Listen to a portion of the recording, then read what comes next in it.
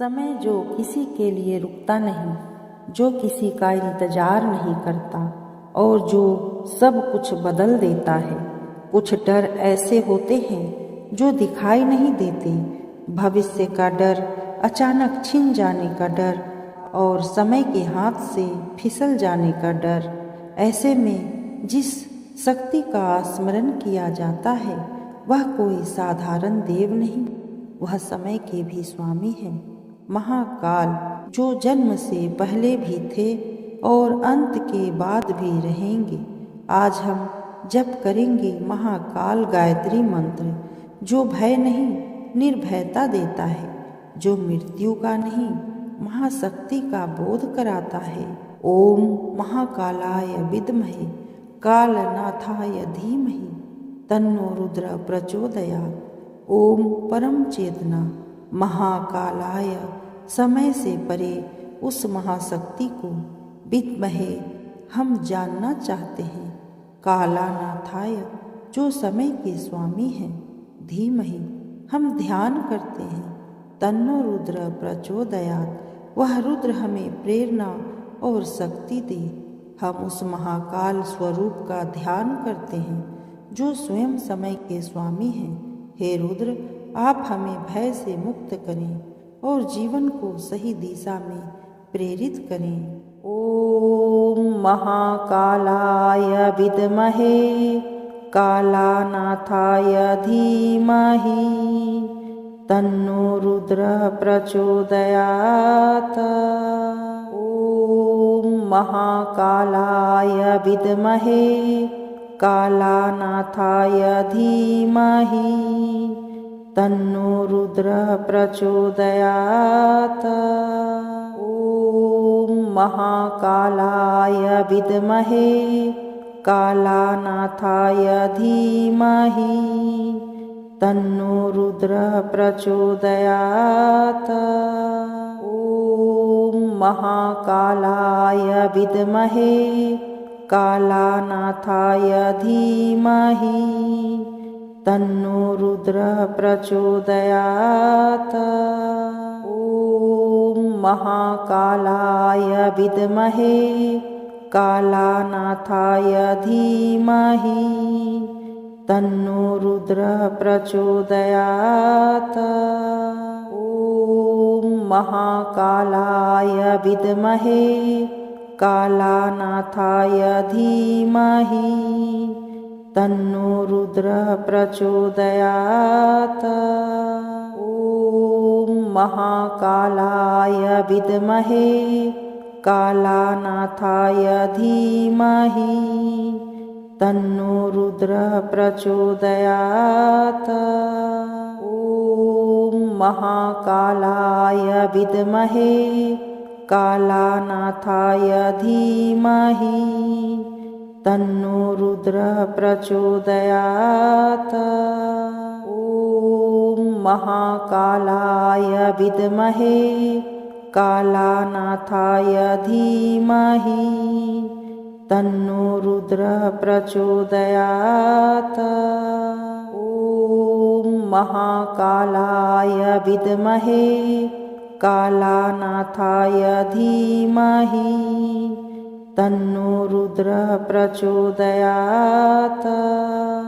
ओम महाकालाय विद्महे कालानाथाय धीमहि तन्नो रुद्र प्रचोदयात्।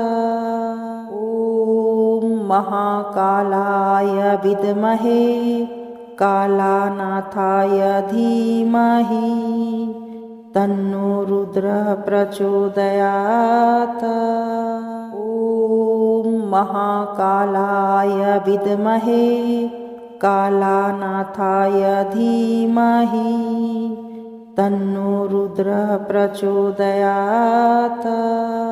ओम महाकालाय विद्महे कालानाथाय धीमहि तन्नो रुद्र प्रचोदयात्।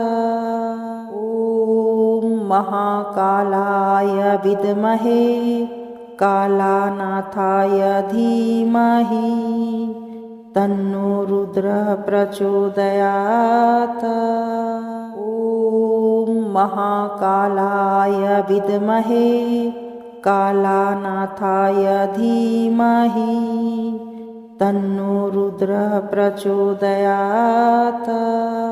ॐ महाकालाय विद्महे कालानाथाय धीमहि तन्नो रुद्रः प्रचोदयात्।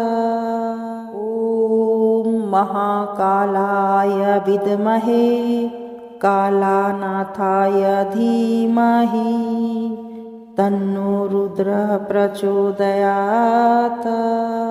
ॐ महाकालाय विद्महे कालानाथाय धीमहि तन्नो रुद्रः प्रचोदयात्। ॐ महाकालाय विद्महे कालानाथाय धीमहि तन्नो रुद्रः प्रचोदयात्। ॐ महाकालाय विद्महे कालानाथाय धीमहि तन्नो रुद्रः प्रचोदयात्। ॐ महाकालाय विद्महे कालानाथाय धीमहि तन्नो रुद्रः प्रचोदयात्। ॐ महाकालाय विद्महे कालानाथाय धीमहि तन्नो रुद्रः प्रचोदयात्। ॐ महाकालाय विद्महे कालानाथाय धीमहि तन्नो रुद्रः प्रचोदयात्। ॐ महाकालाय विद्महे कालानाथाय धीमहि तन्नो रुद्रः प्रचोदयात्। ॐ महाकालाय विद्महे कालानाथाय धीमहि तन्नो रुद्रः प्रचोदयात्। ॐ महाकालाय विद्महे कालानाथाय धीमहि तन्नो रुद्रः प्रचोदयात्। ॐ महाकालाय विद्महे कालानाथाय धीमहि तन्नो रुद्रः प्रचोदयात्। ॐ महाकालाय विद्महे कालानाथाय धीमहि तन्नो रुद्रः प्रचोदयात्। ॐ महाकालाय विद्महे कालानाथाय धीमहि तन्नो रुद्रः प्रचोदयात्। ॐ महाकालाय विद्महे कालानाथाय धीमहि तन्नो रुद्रः प्रचोदयात्। ॐ महाकालाय विद्महे कालानाथाय धीमहि तन्नो रुद्रः प्रचोदयात्। ॐ महाकालाय विद्महे कालानाथाय धीमहि तन्नो रुद्रः प्रचोदयात्। ॐ महाकालाय विद्महे कालानाथाय धीमहि तन्नो रुद्रः प्रचोदयात्। ॐ महाकालाय विद्महे कालानाथाय धीमहि तन्नो रुद्रः प्रचोदयात्। ॐ महाकालाय विद्महे कालानाथाय धीमहि तन्नो रुद्रः प्रचोदयात्। ॐ महाकालाय विद्महे कालानाथाय धीमहि तन्नो रुद्रः प्रचोदयात्। ॐ महाकालाय विद्महे कालानाथाय धीमहि तन्नो रुद्रः प्रचोदयात्। ॐ महाकालाय विद्महे कालानाथाय धीमहि तन्नो रुद्रः प्रचोदयात्। ॐ महाकालाय विद्महे कालानाथाय धीमहि तन्नो रुद्रः प्रचोदयात्। ॐ महाकालाय विद्महे कालानाथाय धीमहि तन्नो रुद्रः प्रचोदयात्। ॐ महाकालाय विद्महे कालानाथाय धीमहि तन्नो रुद्रः प्रचोदयात्। ॐ महाकालाय विद्महे कालानाथाय धीमहि तन्नो रुद्रः प्रचोदयात्।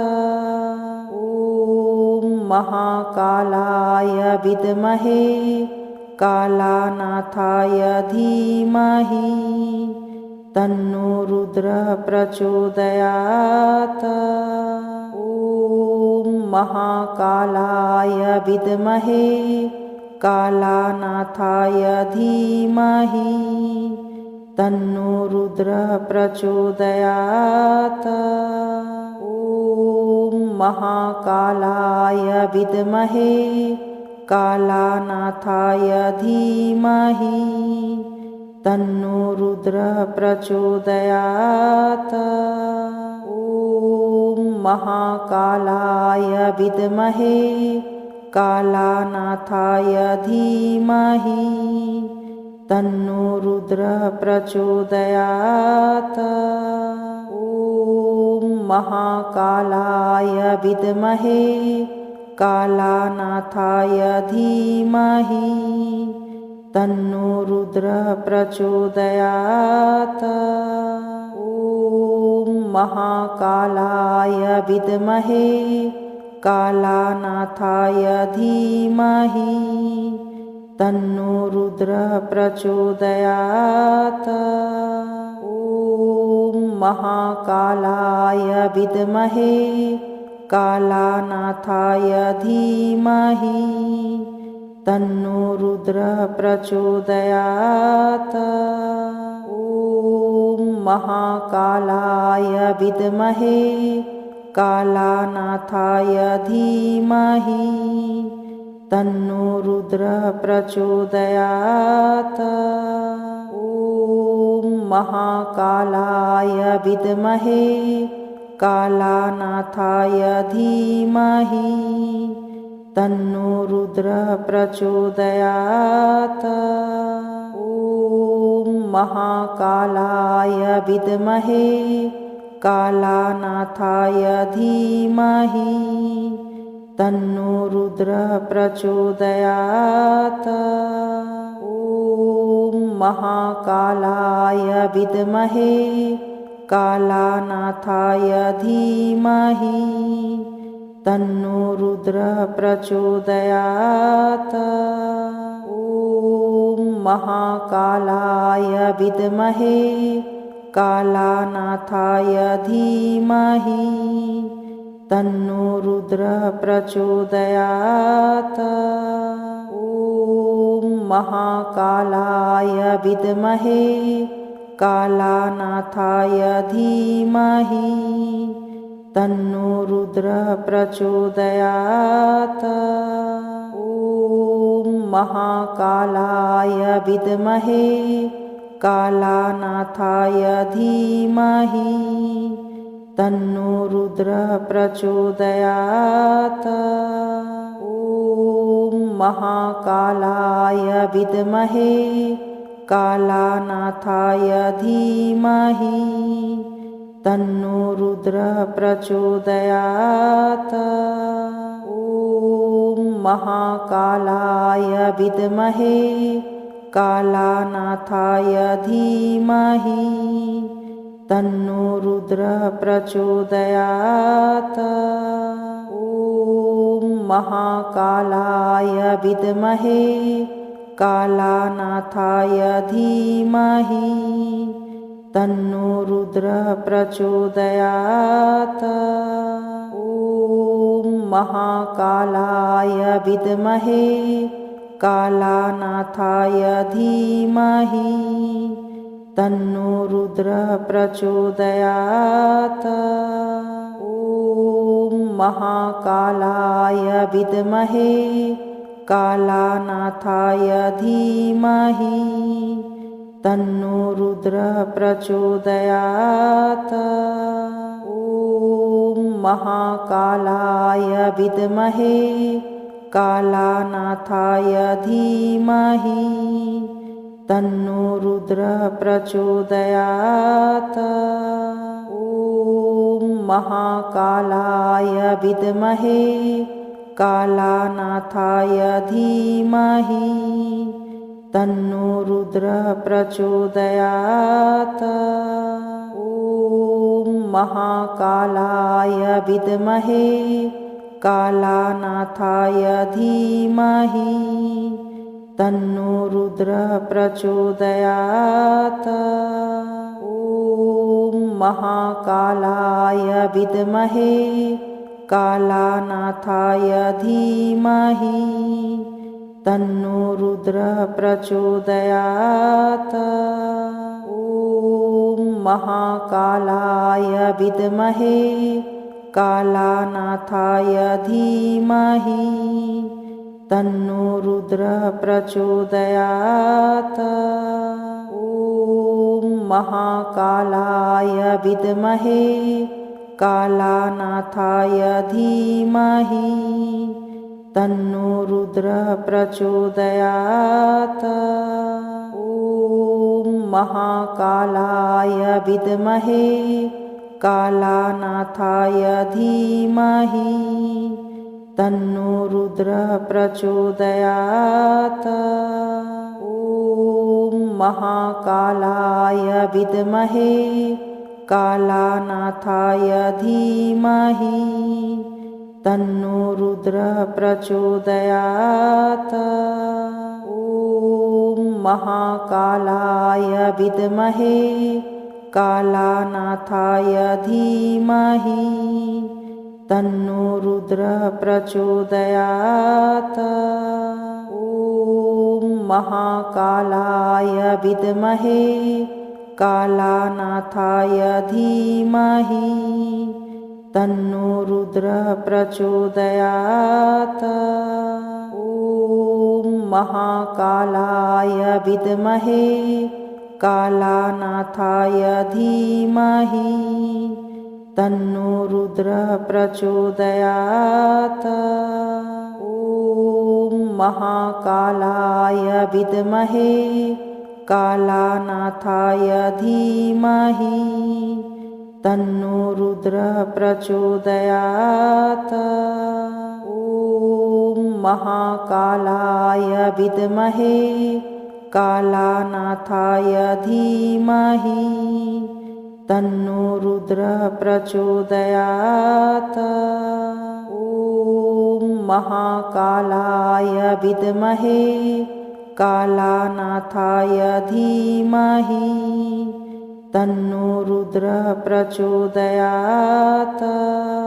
ॐ महाकालाय विद्महे कालानाथाय धीमहि तन्नो रुद्रः प्रचोदयात्।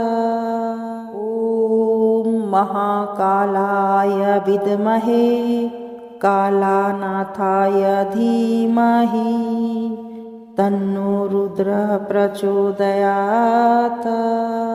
ॐ महाकालाय विद्महे कालानाथाय धीमहि तन्नो रुद्रः प्रचोदयात्।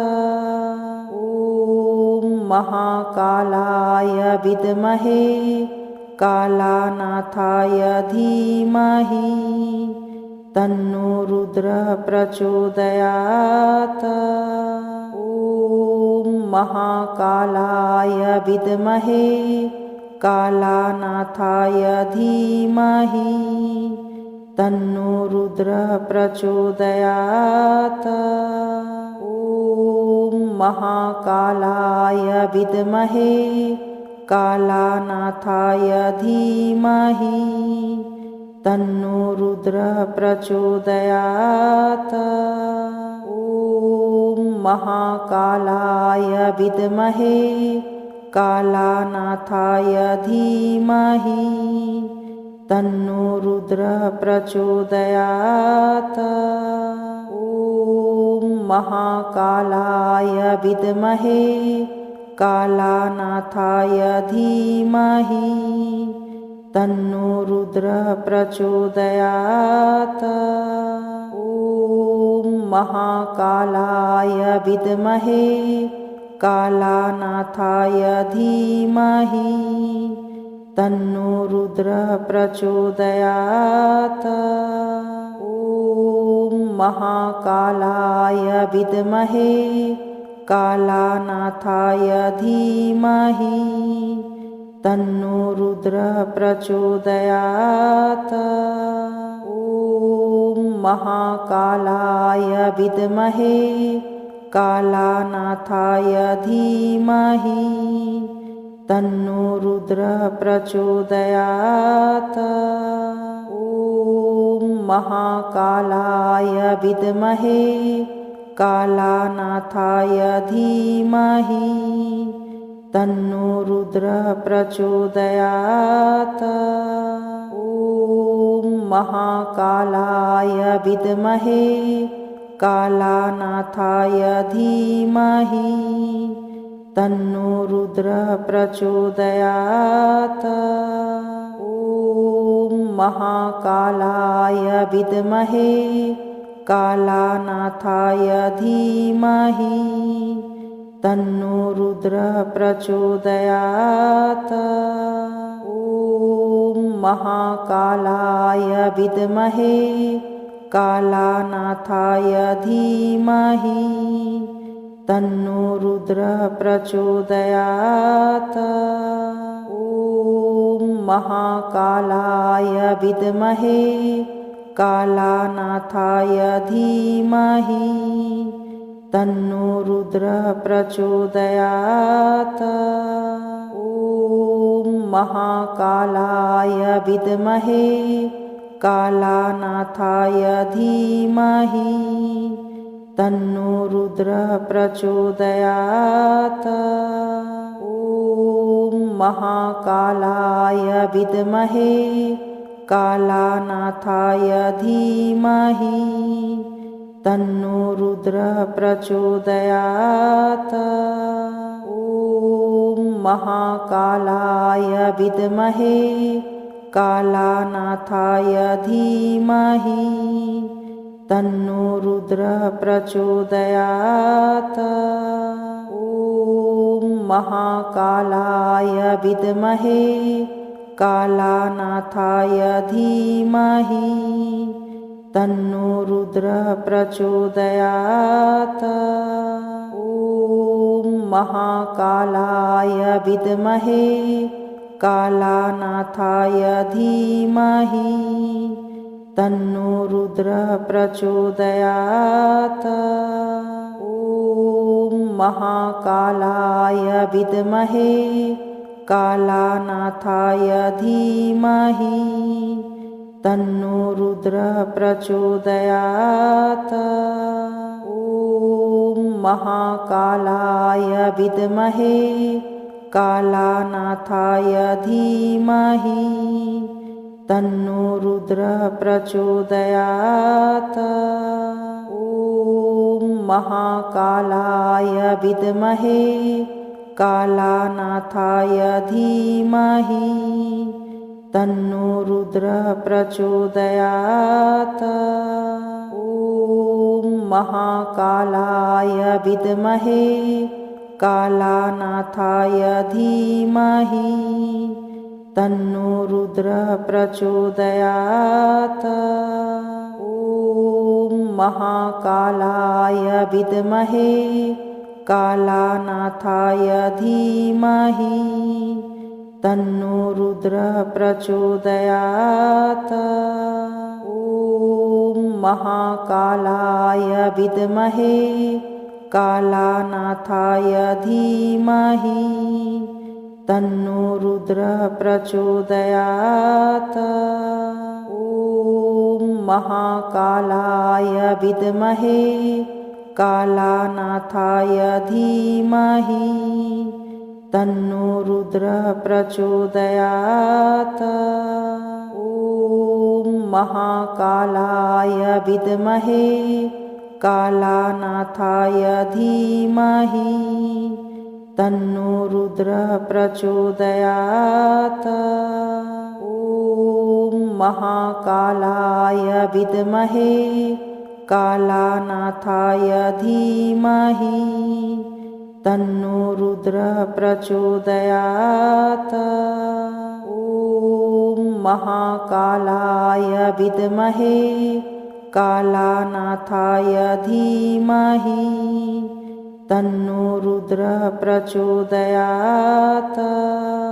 ॐ महाकालाय विद्महे कालानाथाय धीमहि तन्नो रुद्रः प्रचोदयात्। ॐ महाकालाय विद्महे कालानाथाय धीमहि तन्नो रुद्रः प्रचोदयात्। ॐ महाकालाय विद्महे कालानाथाय धीमहि तन्नो रुद्रः प्रचोदयात्। ॐ महाकालाय विद्महे कालानाथाय धीमहि तन्नो रुद्रः प्रचोदयात्। ॐ महाकालाय विद्महे कालानाथाय धीमहि तन्नो रुद्रः प्रचोदयात्। ॐ महाकालाय विद्महे कालानाथाय धीमहि तन्नो रुद्रः प्रचोदयात्। ॐ महाकालाय विद्महे कालानाथाय धीमहि तन्नो रुद्रः प्रचोदयात्। ॐ महाकालाय विद्महे कालानाथाय धीमहि तन्नो रुद्रः प्रचोदयात्। ॐ महाकालाय विद्महे कालानाथाय धीमहि तन्नो रुद्रः प्रचोदयात्। ॐ महाकालाय विद्महे कालानाथाय धीमहि तन्नो रुद्रः प्रचोदयात्। ॐ महाकालाय विद्महे कालानाथाय धीमहि तन्नो रुद्रः प्रचोदयात्। ॐ महाकालाय विद्महे कालानाथाय धीमहि तन्नो रुद्रः प्रचोदयात्। ॐ महाकालाय विद्महे कालानाथाय धीमहि तन्नो रुद्रः प्रचोदयात्। ॐ महाकालाय विद्महे कालानाथाय धीमहि तन्नो रुद्रः प्रचोदयात्। ॐ महाकालाय विद्महे कालानाथाय धीमहि तन्नो रुद्रः प्रचोदयात्। ॐ महाकालाय विद्महे कालानाथाय धीमहि तन्नो रुद्रः प्रचोदयात्। ॐ महाकालाय विद्महे कालानाथाय धीमहि तन्नो रुद्रः प्रचोदयात्। ॐ महाकालाय विद्महे कालानाथाय धीमहि तन्नो रुद्रः प्रचोदयात्। ॐ महाकालाय विद्महे कालानाथाय धीमहि तन्नो रुद्रः प्रचोदयात्। ॐ महाकालाय विद्महे कालानाथाय धीमहि तन्नो रुद्रः प्रचोदयात्। ॐ महाकालाय विद्महे कालानाथाय धीमहि तन्नो रुद्रः प्रचोदयात्। ॐ महाकालाय विद्महे कालानाथाय धीमहि तन्नो रुद्रः प्रचोदयात्। ॐ महाकालाय विद्महे कालानाथाय धीमहि तन्नो रुद्रः प्रचोदयात्। ॐ महाकालाय विद्महे कालानाथाय धीमहि तन्नो रुद्रः प्रचोदयात्। ॐ महाकालाय विद्महे कालानाथाय धीमहि तन्नो रुद्रः प्रचोदयात्। ॐ महाकालाय विद्महे कालानाथाय धीमहि तन्नो रुद्रः प्रचोदयात्। ॐ महाकालाय विद्महे कालानाथाय धीमहि तन्नो रुद्रः प्रचोदयात्। ॐ महाकालाय विद्महे कालानाथाय धीमहि तन्नो रुद्रः प्रचोदयात्।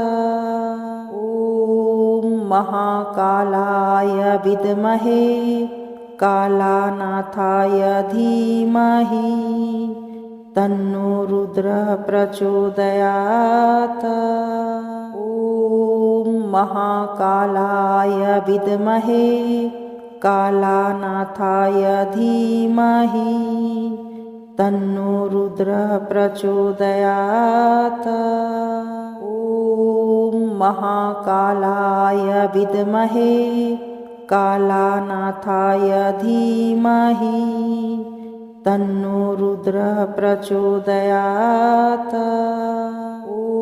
ॐ महाकालाय विद्महे कालानाथाय धीमहि तन्नो रुद्रः प्रचोदयात्। ॐ महाकालाय विद्महे कालानाथाय धीमहि तन्नो रुद्रः प्रचोदयात्। ॐ महाकालाय विद्महे कालानाथाय धीमहि तन्नो रुद्रः प्रचोदयात्। ॐ महाकालाय विद्महे कालानाथाय धीमहि तन्नो रुद्रः प्रचोदयात्। ॐ महाकालाय विद्महे कालानाथाय धीमहि तन्नो रुद्रः प्रचोदयात्। ॐ महाकालाय विद्महे कालानाथाय धीमहि तन्नो रुद्रः प्रचोदयात्। ॐ महाकालाय विद्महे कालानाथाय धीमहि तन्नो रुद्रः प्रचोदयात्। ॐ महाकालाय विद्महे कालानाथाय धीमहि तन्नो रुद्रः प्रचोदयात्। ॐ महाकालाय विद्महे कालानाथाय धीमहि तन्नो रुद्रः प्रचोदयात्। ॐ महाकालाय विद्महे कालानाथाय धीमहि तन्नो रुद्रः प्रचोदयात्। ॐ महाकालाय विद्महे कालानाथाय धीमहि तन्नो रुद्रः प्रचोदयात्। ॐ महाकालाय विद्महे कालानाथाय धीमहि तन्नो रुद्रः प्रचोदयात्। ॐ महाकालाय विद्महे कालानाथाय धीमहि तन्नो रुद्रः प्रचोदयात्। ॐ महाकालाय विद्महे कालानाथाय धीमहि तन्नो रुद्रः प्रचोदयात्। ॐ महाकालाय विद्महे कालानाथाय धीमहि तन्नो रुद्रः प्रचोदयात्। ॐ महाकालाय विद्महे कालानाथाय धीमहि तन्नो रुद्रः प्रचोदयात्। ॐ महाकालाय विद्महे कालानाथाय धीमहि तन्नो रुद्रः प्रचोदयात्। ॐ महाकालाय विद्महे कालानाथाय धीमहि तन्नो रुद्रः प्रचोदयात्। ॐ महाकालाय विद्महे कालानाथाय धीमहि तन्नो रुद्रः प्रचोदयात्। ॐ महाकालाय विद्महे कालानाथाय धीमहि तन्नो रुद्रः प्रचोदयात्। ॐ महाकालाय विद्महे कालानाथाय धीमहि तन्नो रुद्रः प्रचोदयात्। ॐ महाकालाय विद्महे कालानाथाय धीमहि तन्नो रुद्रः प्रचोदयात्।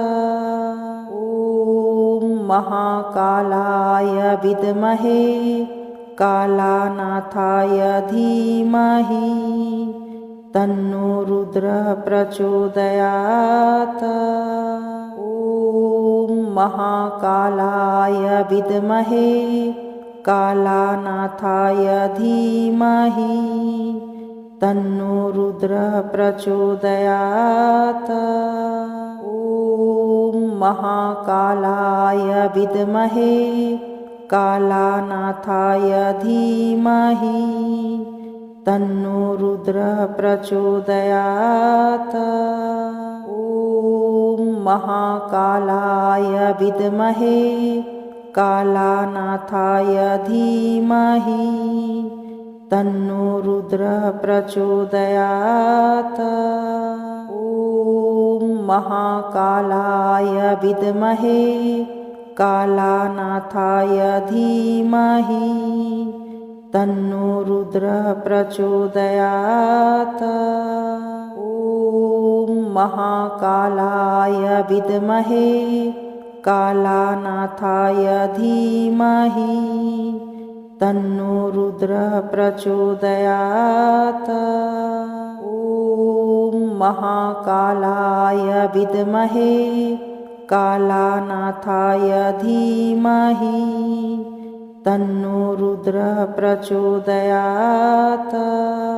ॐ महाकालाय विद्महे कालानाथाय धीमहि तन्नो रुद्रः प्रचोदयात्।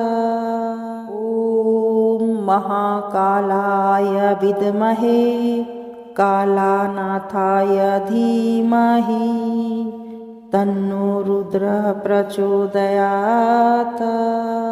ॐ महाकालाय विद्महे कालानाथाय धीमहि तन्नो रुद्रः प्रचोदयात्। ॐ महाकालाय विद्महे कालानाथाय धीमहि तन्नो रुद्रः प्रचोदयात्। ॐ महाकालाय विद्महे कालानाथाय धीमहि तन्नो रुद्रः प्रचोदयात्। ॐ महाकालाय विद्महे कालानाथाय धीमहि तन्नो रुद्रः प्रचोदयात्। ॐ महाकालाय विद्महे कालानाथाय धीमहि तन्नो रुद्रः प्रचोदयात्। ॐ महाकालाय विद्महे कालानाथाय धीमहि तन्नो रुद्रः प्रचोदयात्। ॐ महाकालाय विद्महे कालानाथाय धीमहि तन्नो रुद्रः प्रचोदयात्। ॐ महाकालाय विद्महे कालानाथाय धीमहि तन्नो रुद्रः प्रचोदयात्। ॐ महाकालाय विद्महे कालानाथाय धीमहि तन्नो रुद्रः प्रचोदयात्। ॐ महाकालाय विद्महे कालानाथाय धीमहि तन्नो रुद्रः प्रचोदयात्। ॐ महाकालाय विद्महे कालानाथाय धीमहि तन्नो रुद्रः प्रचोदयात्। ॐ महाकालाय विद्महे कालानाथाय धीमहि तन्नो रुद्रः प्रचोदयात्। ॐ महाकालाय विद्महे कालानाथाय धीमहि तन्नो रुद्रः प्रचोदयात्। ॐ महाकालाय विद्महे कालानाथाय धीमहि तन्नो रुद्रः प्रचोदयात्। ॐ महाकालाय विद्महे कालानाथाय धीमहि तन्नो रुद्रः प्रचोदयात्। ॐ महाकालाय विद्महे कालानाथाय धीमहि तन्नो रुद्रः प्रचोदयात्। ॐ महाकालाय विद्महे कालानाथाय धीमहि तन्नो रुद्रः प्रचोदयात्। ॐ महाकालाय विद्महे कालानाथाय धीमहि तन्नो रुद्रः प्रचोदयात्। ॐ महाकालाय विद्महे कालानाथाय धीमहि तन्नो रुद्रः प्रचोदयात्। ॐ महाकालाय विद्महे कालानाथाय धीमहि तन्नो रुद्रः प्रचोदयात्। ॐ महाकालाय विद्महे कालानाथाय धीमहि तन्नो रुद्रः प्रचोदयात्। ॐ महाकालाय विद्महे कालानाथाय धीमहि तन्नो रुद्रः प्रचोदयात्। ॐ महाकालाय विद्महे कालानाथाय धीमहि तन्नो रुद्रः प्रचोदयात्। ॐ महाकालाय विद्महे कालानाथाय धीमहि तन्नो रुद्रः प्रचोदयात्। ॐ महाकालाय विद्महे कालानाथाय धीमहि तन्नो रुद्रः प्रचोदयात्। ॐ महाकालाय विद्महे कालानाथाय धीमहि तन्नो रुद्रः प्रचोदयात्। ॐ महाकालाय विद्महे कालानाथाय धीमहि तन्नो रुद्रः प्रचोदयात्।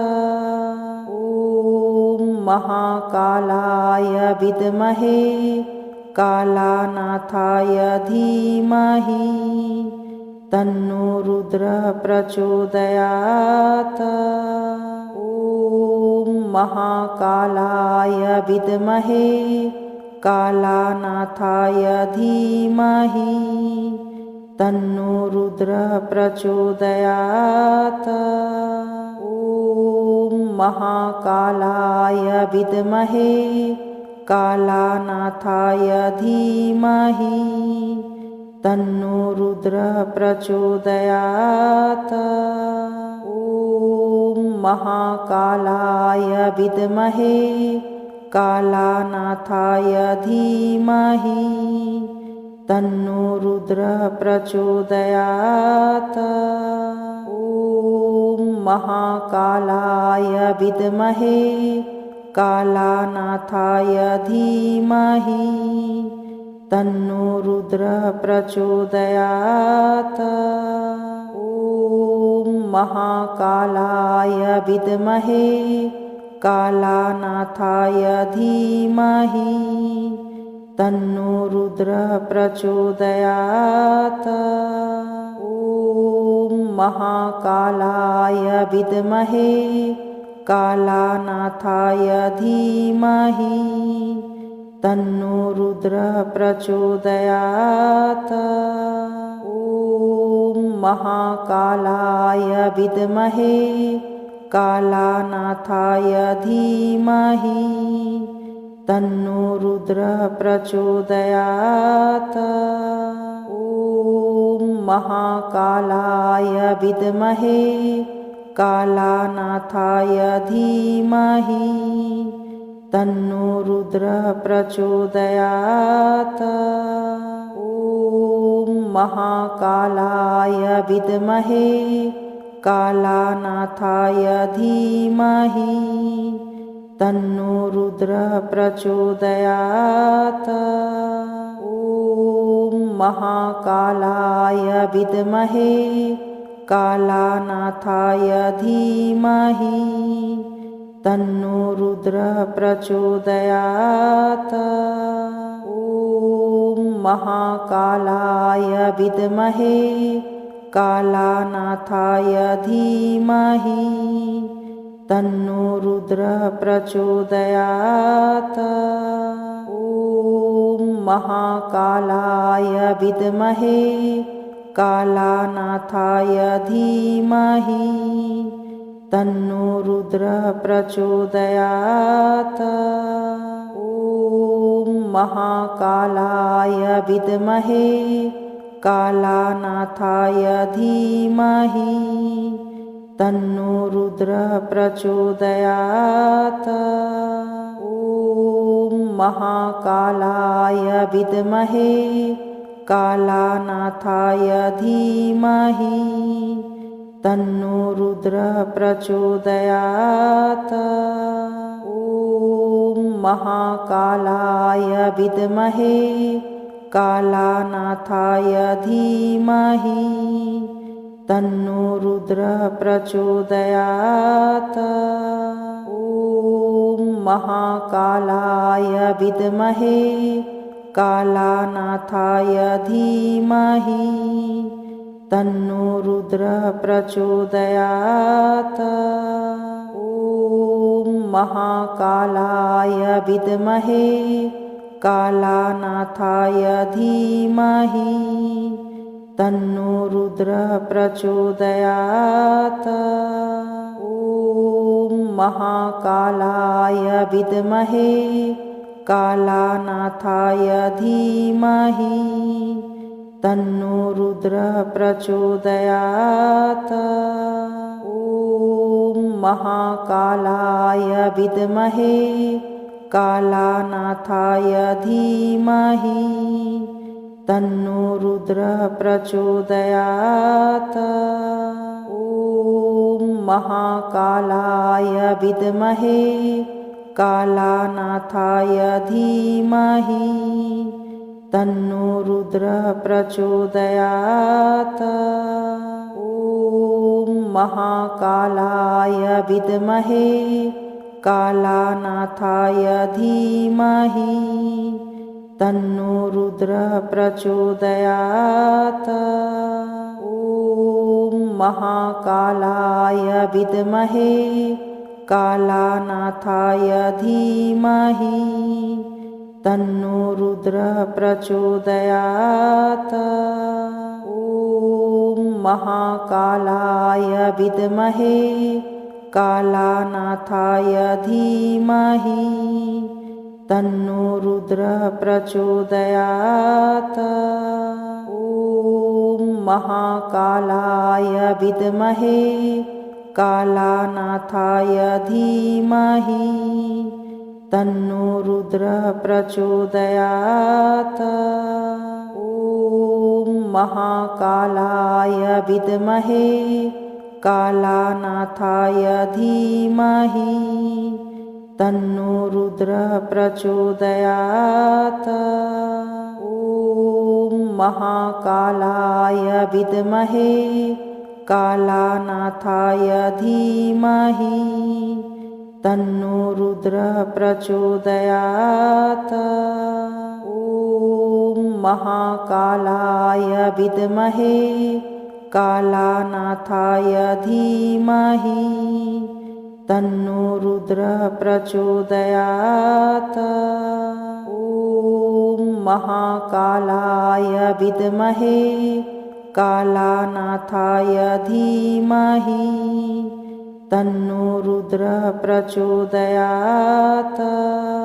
ॐ महाकालाय विद्महे कालानाथाय धीमहि तन्नो रुद्रः प्रचोदयात्।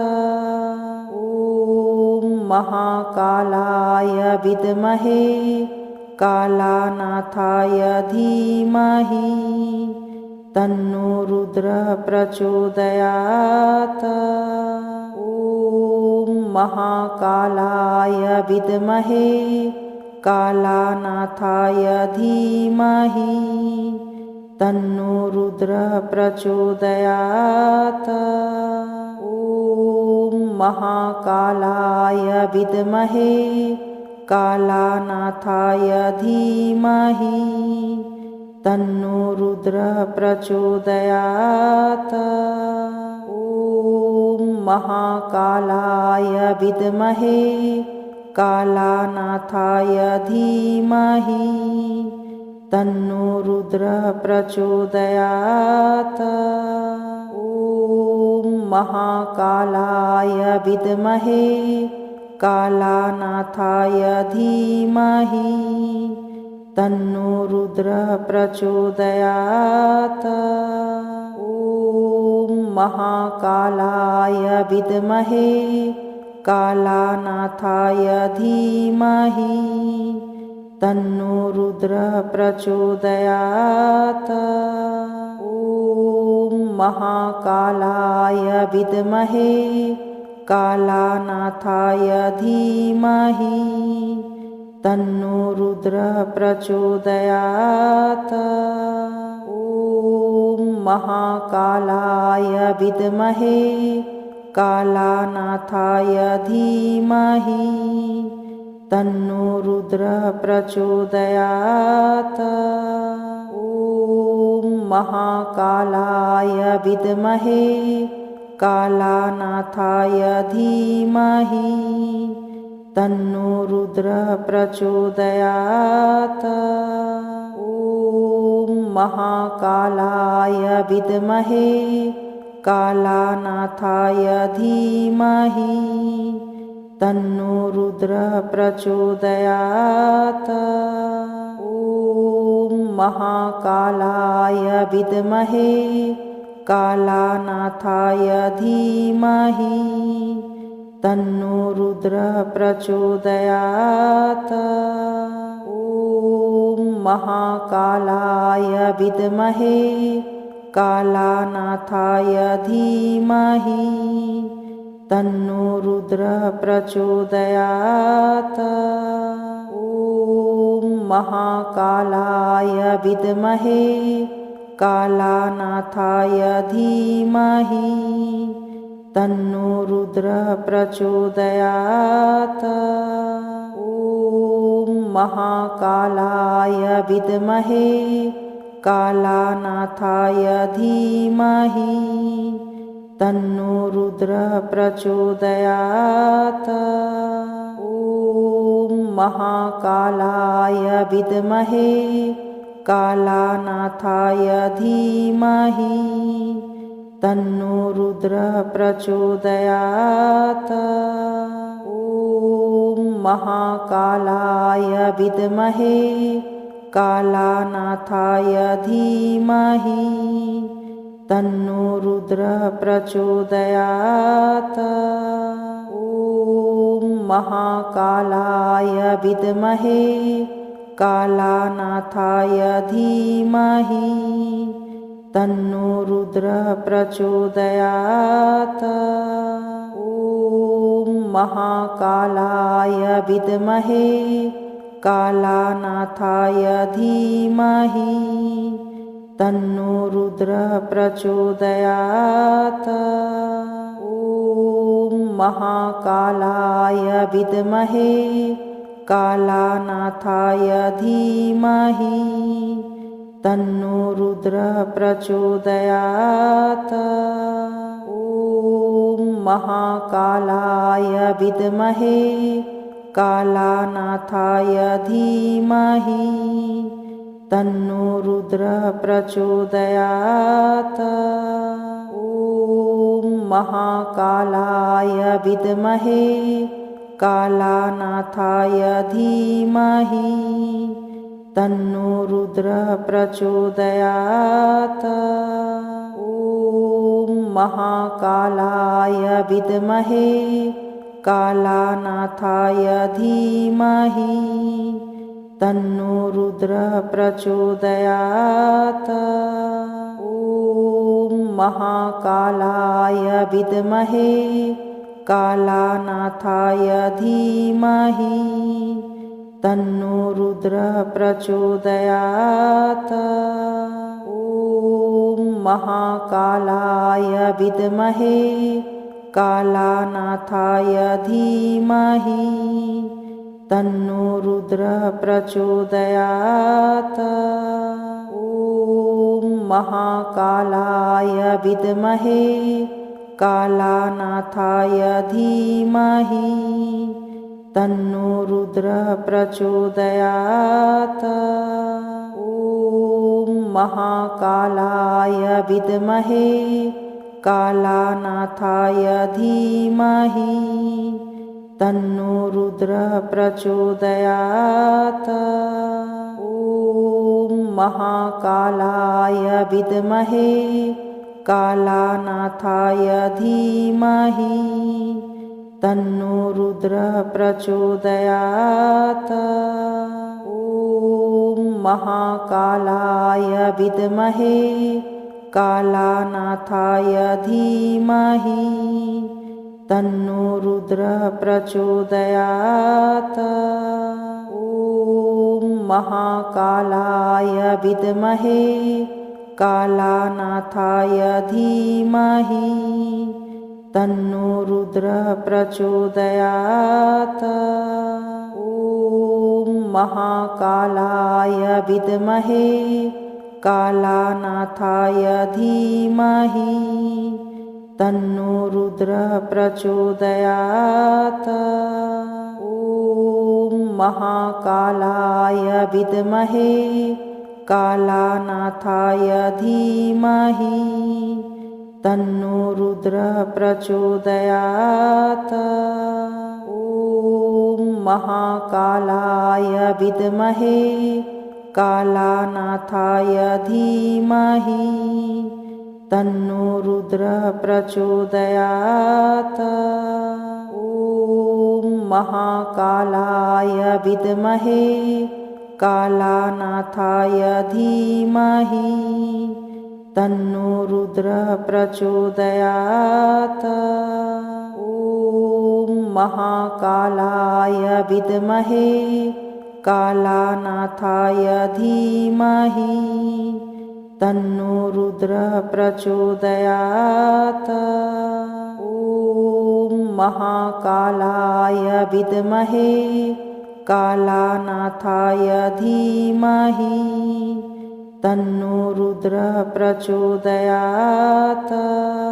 ॐ महाकालाय विद्महे कालानाथाय धीमहि तन्नो रुद्रः प्रचोदयात्। ॐ महाकालाय विद्महे कालानाथाय धीमहि तन्नो रुद्रः प्रचोदयात्। ॐ महाकालाय विद्महे कालानाथाय धीमहि तन्नो रुद्रः प्रचोदयात्। ॐ महाकालाय विद्महे कालानाथाय धीमहि तन्नो रुद्रः प्रचोदयात्। ॐ महाकालाय विद्महे कालानाथाय धीमहि तन्नो रुद्रः प्रचोदयात्। ॐ महाकालाय विद्महे कालानाथाय धीमहि तन्नो रुद्रः प्रचोदयात्। ॐ महाकालाय विद्महे कालानाथाय धीमहि तन्नो रुद्रः प्रचोदयात्। ॐ महाकालाय विद्महे कालानाथाय धीमहि तन्नो रुद्रः प्रचोदयात्। ॐ महाकालाय विद्महे कालानाथाय धीमहि तन्नो रुद्रः प्रचोदयात्। ॐ महाकालाय विद्महे कालानाथाय धीमहि तन्नो रुद्रः प्रचोदयात्। ॐ महाकालाय विद्महे कालानाथाय धीमहि तन्नो रुद्रः प्रचोदयात्। ॐ महाकालाय विद्महे कालानाथाय धीमहि तन्नो रुद्रः प्रचोदयात्। ॐ महाकालाय विद्महे कालानाथाय धीमहि तन्नो रुद्रः प्रचोदयात्।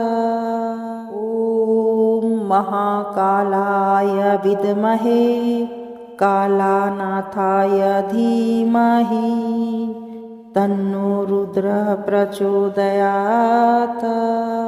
ॐ महाकालाय विद्महे कालानाथाय धीमहि तन्नो रुद्रः प्रचोदयात्। ॐ महाकालाय विद्महे कालानाथाय धीमहि तन्नो रुद्रः प्रचोदयात्। ॐ महाकालाय विद्महे कालानाथाय धीमहि तन्नो रुद्रः प्रचोदयात्।